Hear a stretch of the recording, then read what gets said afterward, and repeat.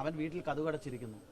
അവൻ പുറത്തേക്ക് ഇറങ്ങുമ്പോൾ ആളുകൾ തന്നെ അടിക്കുമോ എന്ന ഭയപ്പാടോടുകൂടി പേടിച്ച് വീട്ടിനുള്ളിൽ നടക്കുന്ന സാഹചര്യം ഉണ്ടായി.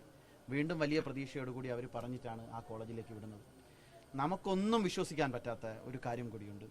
ഇന്ന് ഈ ക്യാമ്പസിൽ ഏത് സ്ഥലത്തോ ആയിക്കോട്ടെ, തൻ്റെ സഹപാഠികൾ, അതോടൊപ്പം തന്നെ തൻ്റെ മാനേജ്മെൻറ്റിന് കീഴിൽ പഠിക്കുന്ന ഒരു വിദ്യാർത്ഥി മരണപ്പെട്ടാൽ, അവൻ ഇല്ലാതായാൽ ആ വീട്ടിൽ വരിക എന്നുള്ളത് ഒരു മനുഷ്യത്വം ഉള്ള ഏതൊരാളുടെയും സമീപനമാണ്. ഈ നാട്ടിൽ ഓടിക്കൂടിയവർ അവനുമായി അടുത്തുള്ളവരല്ല, ബന്ധമുള്ളവരല്ല. പക്ഷേ അങ്ങനെ ഒരു സംഭവത്തിൻ്റെ ഭാഗമായതിൻ്റെ പേരിലാണ്. പക്ഷെ നമ്മളൊന്ന് നോക്കി നോക്കൂ, ഇതുവരെ ആ കോളേജ് മാനേജ്മെൻറ്റിൻ്റെ ഭാഗത്തു നിന്നോ ഇവിടെ ഒരാളെത്തിയിട്ടില്ല. അവൻ്റെ അച്ഛനെയും അമ്മയും ഒന്ന് ആശ്വസിപ്പിക്കാൻ പോലും തയ്യാറായിട്ടില്ല. തൻ്റെ മകൻ്റെ മരണം നിങ്ങളുടെ ദൃശ്യമാധ്യമങ്ങൾ പുറത്തു വിടുമ്പോൾ മാത്രം അറിയേണ്ടി വരുന്നവർ, കോളേജ് മാനേജ്മെൻറ്റിനെ പല ആവർത്തി വിളിക്കുമ്പോൾ അവസാനം അവർ പറയുകയാണ്, 3ാമത്തെ നിലയിൽ നിന്ന് തങ്ങളുടെ മകൻ താഴെ വീണുപോയി, മരണപ്പെട്ടുപോയി എന്നുള്ളതാണ്. എന്നിട്ട് ഫോൺ കട്ട് ചെയ്യുകയാണ്. പിന്നെ പല ആവർത്തി വിളിച്ചിട്ടും ആ ഫോൺ റിങ് അടിച്ചതല്ലാതെ എടുക്കാൻ തയ്യാറായിട്ടില്ല. ഇത് നമ്മുടെ കേരളത്തിൽ സംഭവിച്ചതാണ്. ഇതിൻ്റെ പിന്നിൽ ആ രക്ഷകർത്താക്കൾക്ക് നീതി ലഭ്യമാകുന്നതുവരെയുള്ള ഒരു പ്രവർത്തനങ്ങൾക്ക് നേതൃത്വം കൊടുക്കേണ്ടതായിട്ടുണ്ട്. ഭാരതീയ ജനതാ യുവമോർച്ച അവരോടൊപ്പം ഉണ്ട്. അതുമാത്രമല്ല, മുഴുവൻ മാധ്യമങ്ങളും മുഴുവൻ കേരളീയ സമൂഹവും ഈ വിഷയത്തിൻ്റെ പിന്നിലുണ്ടാവണം. ഇത് കേരളത്തിലെ ക്യാമ്പസുകളിൽ നടക്കുന്ന കൊലപാതകങ്ങളും പ്രശ്നങ്ങളും പിന്നീട് ചർച്ചകൾക്കപ്പുറം ഒരു ദീർഘകാല അടിസ്ഥാനത്തിൽ അതിൻ്റെ ഒരു പിന്തുടർച്ചയുണ്ടാകുന്നില്ല, പുനരന്വേഷണം ഉണ്ടാകുന്നില്ല.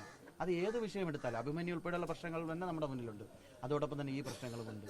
ഇതെല്ലാം ഒന്ന് തുടർച്ചയെന്നോണം നമ്മൾ ഇതിൻ്റെ പിറകിൽ നിൽക്കേണ്ടതായിട്ടുണ്ട്. കാരണം വരാൻ പോകുന്നൊരു തലമുറയെ കെട്ടിപ്പടുക്കുമെന്നുള്ള വിശ്വാസത്തോടുകൂടി, വലിയ പ്രതീക്ഷയോടുകൂടി കലാലയങ്ങളിലും ക്യാമ്പസുകളിലും പഠിക്കാൻ പോകുന്നവർ അനുഭവിക്കുന്ന ഇത്തരം ദുരിതങ്ങളും പ്രശ്നങ്ങളും പരിഹരിക്കേണ്ടത് നാടിനാവശ്യമാണ്. എന്നാൽ ഇന്ന് ഇതെല്ലാം വെറും വാർത്തകൾ വരുന്നു, ആ സമയത്ത് അത് വലിയൊരു ടൈം ലൈനിൽ നിൽക്കുന്നു, അതിനുശേഷം ഇത് ചർച്ചയാകാതെ പോകുന്നു. ഇതിന് ഗുരുതരപരമായ പ്രശ്നങ്ങൾ ഉണ്ട് എന്ന് രക്ഷകർത്താക്കൾക്ക് ആശങ്കയുണ്ട്. ഇന്ന് ഇവിടെ വന്ന് അവരെ കണ്ടതിന് ശേഷം, അവരോട് സംസാരിച്ചതിന് ശേഷം, അവിടെ നടന്ന സംഭവങ്ങൾ പരിശോധിക്കുമ്പോൾ ഞങ്ങൾക്കും അതിൽ ഗുരുതരപരമായ എന്തൊക്കെയോ ഒളിച്ചു കടത്തപ്പെടുന്ന സാഹചര്യങ്ങളുണ്ട് എന്ന് സംശയമുണ്ട്. അതുകൊണ്ട് രക്ഷകർത്താക്കൾക്ക് നീതി ലഭ്യമാകണം. അവർ വളരെ പ്രതീക്ഷയോടുകൂടിയിട്ടാണ് സ്വന്തം മകനെ പഠിക്കാൻ വിട്ടത്.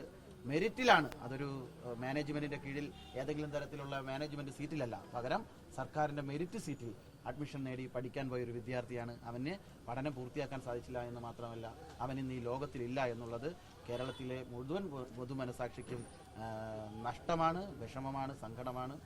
അത് തിരിച്ചു പിടിക്കുക എന്നുള്ളതിന് ഏകമാർഗം ഇത് നീതിയുക്തമായ അന്വേഷണം നടത്തണം. ഇതിൽ ആരൊക്കെയാണ് കുറ്റക്കാരെ അവരെ പുറത്തു കൊണ്ടുവരണം. ഈ ദുരൂഹതകളെല്ലാം പൊതുസമൂഹത്തിന് അറിയേണ്ടതായിട്ടുണ്ട്. കേരളീയ വിദ്യാർത്ഥി സമൂഹത്തിന്, യുവാക്കൾക്ക് ഒക്കെ കേരളത്തിന് അറിയേണ്ട ഒരു പ്രശ്നമാണ്. അതുകൊണ്ട് ഈ വിഷയത്തിൽ ശക്തമായ ഇടപെടൽ ഗവൺമെന്റിന്റെ ഭാഗത്തു നിന്നും അതുപോലെ തന്നെ അന്വേഷണ ഉദ്യോഗസ്ഥരുടെ ഭാഗത്തു നിന്നും ഉണ്ടാകണമെന്ന് യുവമോർച്ച ആവശ്യപ്പെടുകയാണ്.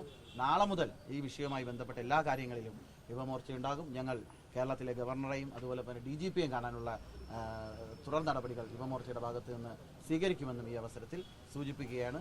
എല്ലാവരുടെയും ഇപ്പോൾ തന്നെ മാധ്യമങ്ങൾ വളരെ രീതിയിൽ ഇടപെടൽ നടത്തുന്നുണ്ട്. നിങ്ങളുടെ ഒരു അന്വേഷണാത്മകം ഇതിൽ കുറച്ചുകൂടി ഉണ്ടാകണം. ആ മാനേജ്മെന്റിനെ കുറിച്ച് കൂടുതൽ ചില കാര്യങ്ങൾ കൂടി ഞങ്ങൾക്ക് ചില വിവരങ്ങൾ കിട്ടുന്നുണ്ട്. അത് നിങ്ങളോട് തന്നെ ഞങ്ങൾ അത് പൂർത്തിയാക്കിയതിനു ശേഷം നിങ്ങളെ പത്രസമ്മേളനം വിളിച്ച് അത് കൃത്യമായി പറയുന്നത്. നമ്മുടെ എല്ലാം മനസ്സിനെ മരവിപ്പിക്കുന്ന ഒരു കാഴ്ചയാണ് ഇന്നിവിടെ കാണാൻ സാധിച്ചിട്ടുള്ളത്. ഒരുപക്ഷെ വളരെ പ്രതീക്ഷയോടുകൂടി, വളരെ സ്വപ്നങ്ങളോടുകൂടി ഒരു ക്യാമ്പസിലേക്ക് പഠിക്കാൻ പോകുന്നു.